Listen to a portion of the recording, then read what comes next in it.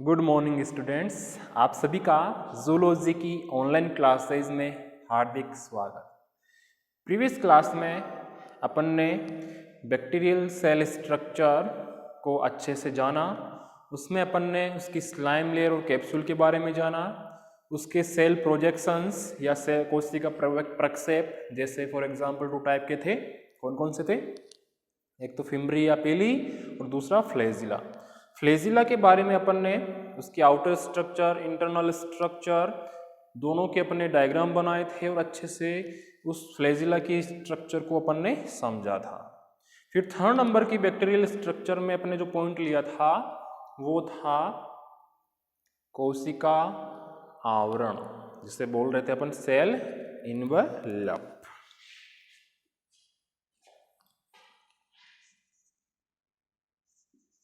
Cell envelope, जिसमें मैंने आपको थोड़ा सा डिटेल में बता दिया था कि सेल इनवेलप या कोशिका आवरण 2 लेयर से मिलकर बना हुआ होता है। फॉर एग्जांपल 1st नंबर पे सेल वॉल, क्योंकि एक बैक्टीरियल सेल के सबसे बाहर सेल वॉल ही प्रेजेंट होती है। 2nd नंबर पे सेल मेम्ब्रेन, एक डायग्राम बना के मैंने आपको अच्छे से समझाया भी था। ठीक है, उसमें मैंने सबसे पहला जो लेयर ली थी वो थी सेल वॉल। सेल वॉल में मैंने आपको ये बताया था कि बैक्टीरियल सेल का सबसे बाहरी आवरण या कठोर आवरण सेल वॉल कहलाता है। यह बैक्टीरियल सेल की शेप को बनाए रखने का वर्क करता है या करती है। ठीक है, ये सेल वॉल, इसमें हार्डनेस और डक्टिलिटी यानी तन्यता का गुण भी पाया जाता है। यहां तक बताया था मैंने। उसके आगे बताया था कि ये जो सेल वॉल है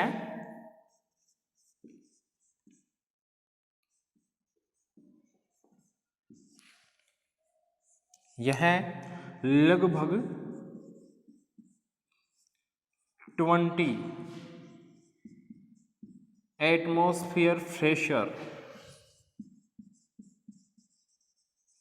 को सहन कर सकती है।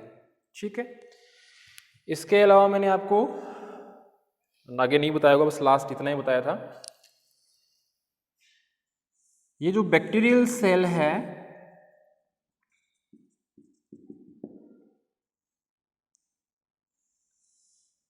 इसकी, ये जो बैक्टीरियल सेल वॉल है इसकी मोटाई लगभग 10 से 25 नैनोमीटर तक होती है। जो सेल वॉल है बैक्टीरियल सेल की, सेल मेम्ब्रेन की बाहर की ओर एक हार्ड कवर के रूप में, लेयर के रूप में, उसकी मोटाई लगभग 10 से 25 नैनोमीटर के लगभग होती है। अब बात करते हैं इसके केमिकल कंपोजिशन की। ये जो सेल वॉल है बैक्टीरियल सेल की, सेल वॉल जो है वह एक स्पेशल टाइप के कार्बोहाइड्रेट, स्पेशल टाइप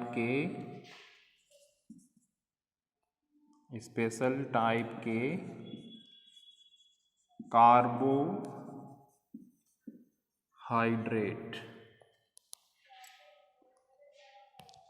म्यूकोपेप्टाइड,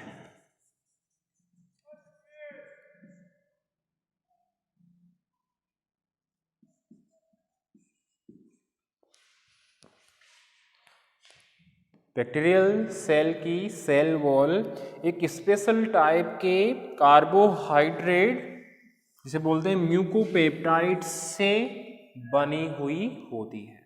ठीक है, अब मैं कह रहा था लास्ट क्लास में आपको कि एक प्रोकैरियोटिक जो सेल होती है, कौन सी?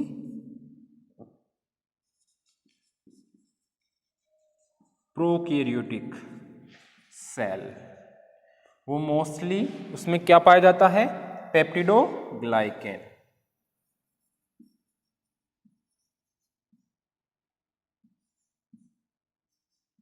पेप्टिडोग्लाइकेन अपन पहले से पढ़ते आ रहे, 11th 12th में पढ़ा था अपन ने, 1st ईयर में पढ़ा था कि प्रोकैरियोटिक सेल्स की जो सेल वॉल होती है वो पेप्टोग्लाइकेन से मिलकर बनी हुई होती है। ठीक है, तो ये जो पेप्टिडोग्लाइकेन है ये एक स्पेशल टाइप का मैंने पहले बताया नहीं था, बता रहा हूँ। ये जो पेप्टिडोग्लाइकेन है यह एक स्पेशल टाइप का कार्बोहाइड्रेट म्यूकोपेप्टाइड होता है, ठीक है, जिसमें हार्ड कार्बोहाइड्रेट्स, इस म्यूकोपेप्टाइड में हार्ड कार्बोहाइड्रेट्स एवं एमिनो एसिड्स पाए जाते हैं। क्या क्या मिलेंगे? Hard carbohydrate plus amino acids. यानी ये जो अपन नॉर्मल चलते हैं, किस कौन सी सेल की बात कर रहे हैं? बैक्टीरियल सेल स्ट्रक्चर की बात कर रहे हैं, उसमें भी सेल वॉल की बात कर रहे हैं। तो एक बैक्टीरिया प्रोकैरियोटिक सेल का एग्जाम्पल है। तो प्रोकैरियोटिक सेल का एग्जाम्पल है तो इसकी सेल वॉल पेप्टिडोग्लाइकेन नामक सबस्ट्रेट या मॉलिक्यूल से मिलकर बनी हुई होती है। पेप्टिडोग्लाइकेन का अगर मतलब निकालें तो पेप्टिडो का मतलब होता है प्रोटीन और ग्लाइकेन का मतलब होता है कार्बोहाइड्रेट, इसीलिए अपन इसे बोल रहे हैं म्यूकोपेप्टाइड। ये प्रोटीन और कार्बोहाइड्रेट से मिलकर बनी हुई होती है। प्रोटीन का जिक्र किया है अपन ने, तो मैंने यहाँ पे लिखा है एमिनो एसिड्स। तो अपन ने क्या लिखा है लास्ट में कि हार्ड टाइप के कार्बोहाइड्रेट्स और एमिनो एसिड से मिलकर बनी हुई होती है। कौन? सेल वॉल, ठीक है। अब ये जो एमिनो एसिड्स लिखा है मैंने, ये एमिनो एसिड्स 2 टाइप के होते हैं, नाग और नाम। इन्हें अपन नेग और नेम भी बोलते हैं, कई नाग और नाम भी बोलते हैं। तो ये दो जो मैंने अमीनो एसिड्स का जिक्र किया है कि जो पेप्टिडोग्लाइकेन है वो हार्ड कार्बोहाइड्रेट्स और एमिनो एसिड्स से मिलकर बने हुई होती है। अब एमिनो एसिड्स 2 टाइप के होते हैं, और वो कौन कौन से होते हैं अपन ध्यान से समझेंगे। यहां पर से क्वेश्चन बनता है जो अपनी बहुत इंपॉर्टेंट है। कैसे इंपॉर्टेंट है वो अपन देखेंगे। जैसा कि मैंने आपको पहले भी बताया था कि अगर डायग्राम बना लेते हैं अपन कोई भी टॉपिक का, तो वो टॉपिक अपने बहुत ही क्लियरली समझ में आ जाता है। ध्यान से देखना डायग्राम को और समझना।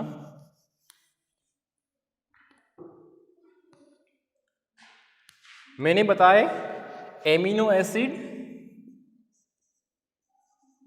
एमिनो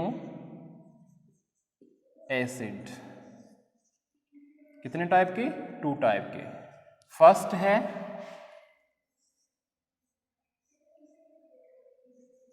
NAG, नाग, या इसे नेग भी बोल सकते हैं अपन, जिसकी फुल फॉर्म होती है N एसिटाइल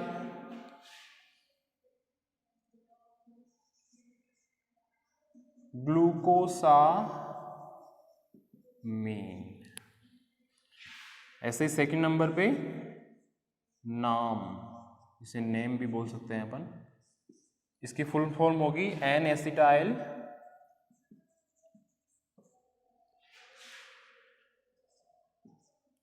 म्यूरामिक। M से क्या होगा? Muramic, muramic acid.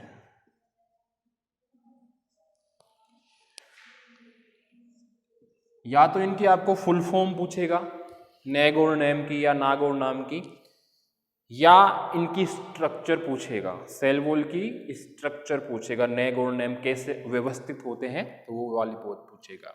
तो आपको ध्यान रखना है कि पेप्टिडोग्लाइकेन जो प्रोकैरियोटिक सेल्स में सेल वॉल में पाया जाता है, वह इस हार्ड टाइप के कार्बोहाइड्रेट्स और 2 टाइप के एमिनो एसिड से मिलकर बना हुआ होता है। 2 टाइप के एमिनो एसिड्स में नैग है और नैम है, ठीक है। नैग की फुल फॉर्म है N एसिटाइल ग्लूकोसामीन और नैम की क्या है? N acetyl muramic acid. यहाँ से N लिया है, यहाँ से A लिया है, दोनों में कॉमन है ये, यहाँ से इसमें G ले लिया, यहाँ पे इसमें M ले लिया, ठीक है। अब अपन इन दोनों को एक सेल वॉल में ये दोनों कैसे अरेंज रहते हैं और कैसे एक सेल वॉल बनाते हैं, कैसे एक सेल वॉल की संरचना बनाते हैं, उसको डिटेल से देखेंगे। ध्यान से देखना। ये डायग्राम जो है इम्पोर्टेंट है, आपने शायद पहले छोटी क्लासों में अगर पढ़ा हो।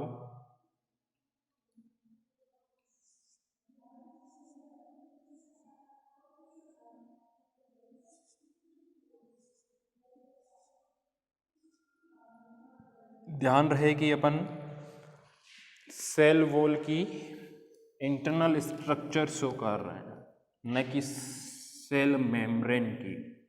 ठीक है।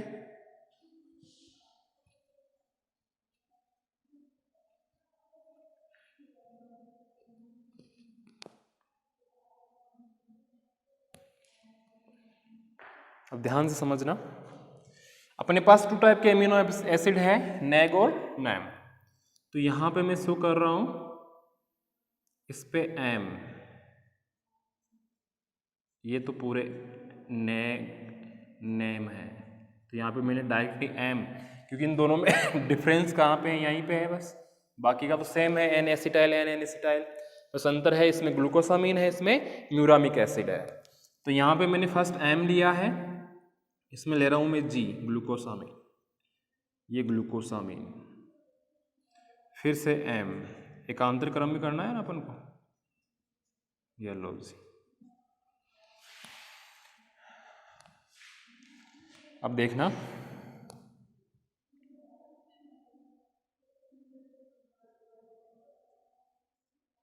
ये कैसे एक दूसरे से जुड़े हुए होते हैं, उस चीज को अपन को नोट करना है।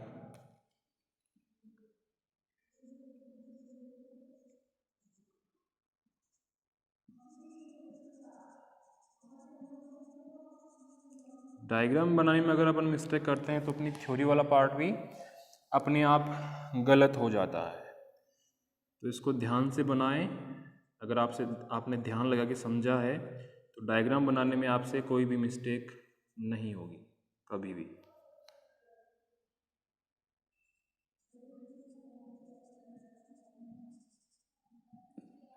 ये सेम अपन को जितना भी लंबा आप डायग्राम बना रहे हो तो उसमें तो सीक्वेंस का ध्यान रखना है और एक इन ब्रिज और चेन का ध्यान रखना है,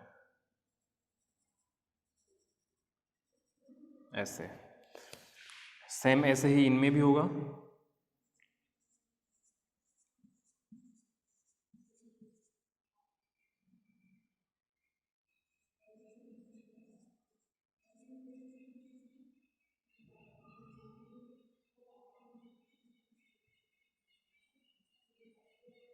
ऐसे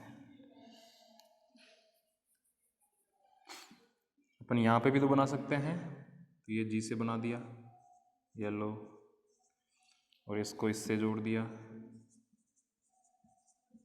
येलो, ऐसे ऐसे इस जी को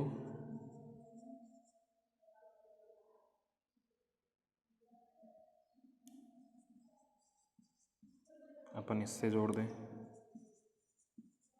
जी को एम से, ऐसे ऐसे ही इस ग्लूकोसामीन को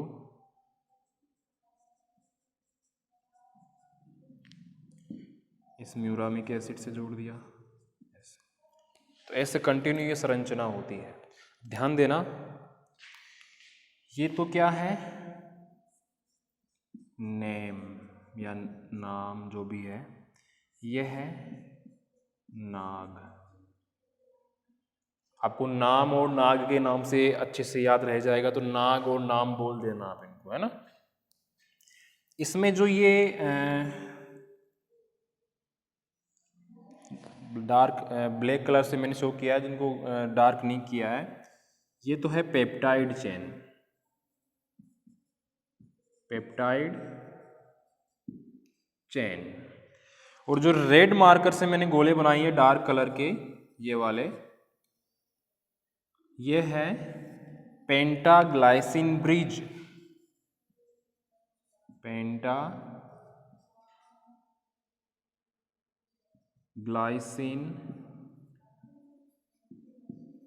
ब्रिज।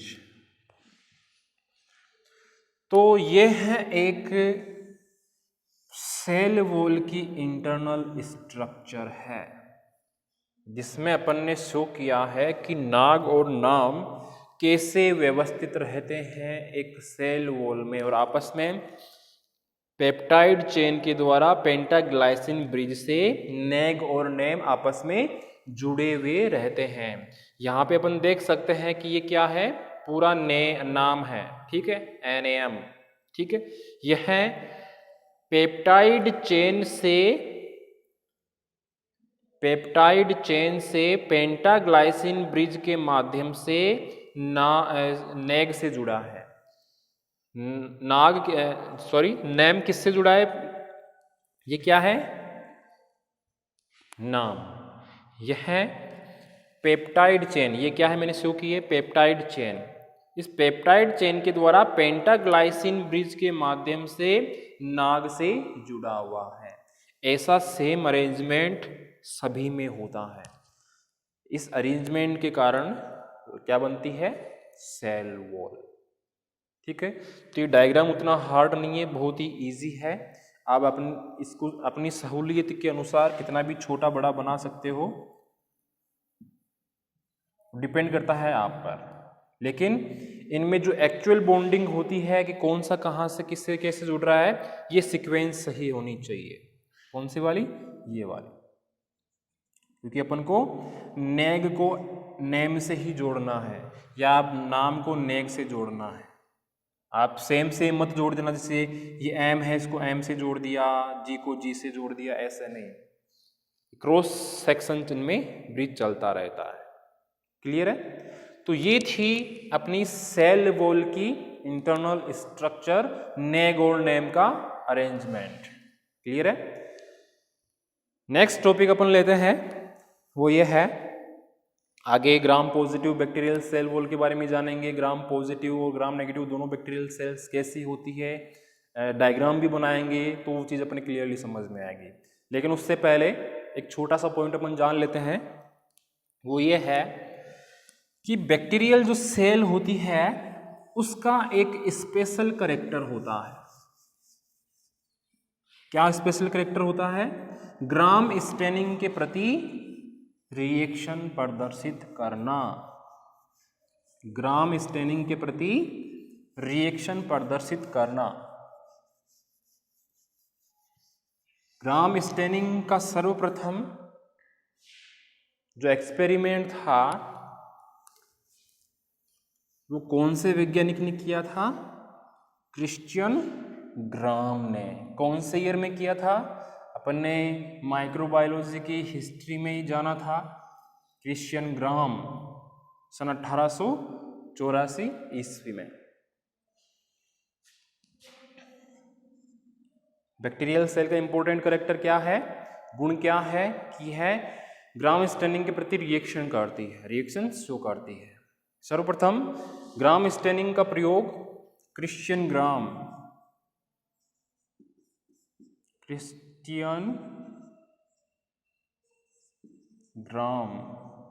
1884 ईस्वी में, ठीक है। इन्होंने इस एक्सपेरिमेंट में crystal violet die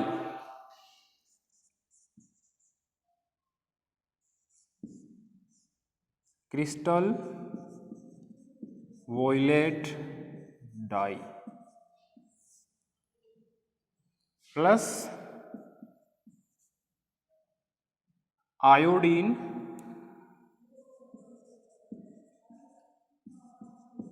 solution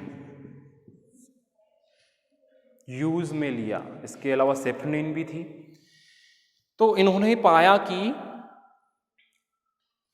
crystal violet, iodine और सेफ्रोनिन के कारण कुछ बैक्टीरिया लाइट बैंगनी कलर के हो गए। कैसे हो गए? लाइट बैंगनी कलर के, हल्के बैंगनी कलर के हो गए। तो उनको ग्राम पॉजिटिव बैक्टीरिया कहा गया। लेकिन कुछ बैक्टीरिया रेड कलर, इनको कहा गया ग्राम नेगेटिव। क्लियर है? तो क्रिस्टियन ग्राम ने अपने एक्सपेरिमेंट करके ग्राम स्टेनिंग का उसके थ्रू ये बताया कि कुछ बैक्टीरिया को अगर इन डाइज से अपन स्टेन करते हैं, आयोडीन सॉल्यूशन, क्रिस्टल वोलेट, सैफरनिन, तो कुछ बैक्टीरिया तो अपन को लाइट बैंगनी कलर के दिखाई देंगे और कुछ रेड कलर के दिखाई देंगे। तो जो लाइट बैंगनी कलर के हैं वो ग्राम पॉजिटिव बैक्टीरिया कहलाएंगे और जो रेड कलर के हैं वो ग्राम नेगेटिव बैक्टीरिया कहलाएंगे। ठीक है। उन्होंने ये भी बताया कि अधिकतर जो कोकाई बैक्टीरिया होते हैं, कोकाई बैक्टीरिया, ये तो होते हैं ग्राम पॉजिटिव। कैसे? ग्राम पॉजिटिव। और जो बेसिलाई,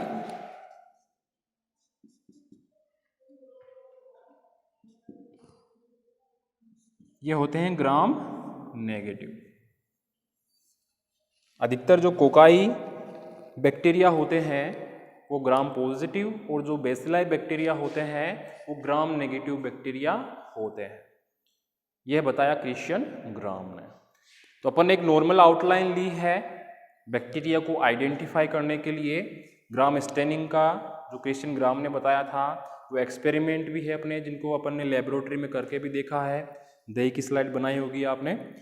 तो उसके बेस पे अपन ग्राम पॉजिटिव और ग्राम नेगेटिव बैक्टीरिया और उनकी जो सेल वॉल है उसमें अपन अंतर भी बता सकते हैं।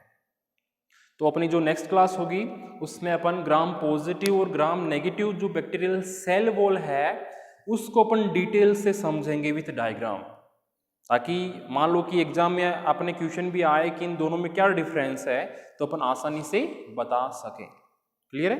तो आज के लिए इस क्लास में इतना ही। धन्यवाद।